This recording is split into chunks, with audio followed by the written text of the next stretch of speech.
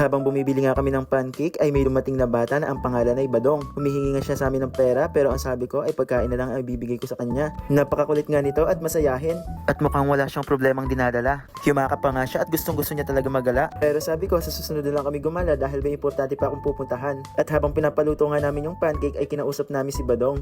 At diyan nga nalaman ko na hindi pala siya nag-aaral. Oras na nga ng merienda ng mga oras na iyan. Pero sabi niya sa amin ay hindi pa siya kumakain ng tanghalian. Patuloy pa nga rin siya sa pangungulit na magala kami pero ang sabi ko ay sa susunod na nga lang. At dahil nga busy rin ako ng araw na iyan, nangako ako na sa susunod na lang kami magagala at isasama ko siya sa masarap na kainan. Iba nga yung pagkatuwa ni Badong tuwing makakakita ng motor. Lalong lalo na kapag nakasakay pa siya. Hinayaan ko nga siya na umupo sa aking motor ng mga oras na iyan. At sinabi ko na balang araw ay magkakaroon rin siya ng sarili niya sasakyan. Sinabi ko nga sa kanya na magpatuloy ng pag-aaral dahil iba pa rin talaga ang nakapagtapos. Bukod sa hindi ka naaapak-apakan ng ibang tao, ay malaki ang posibilidad na magkaroon ka ng maayos na trabaho.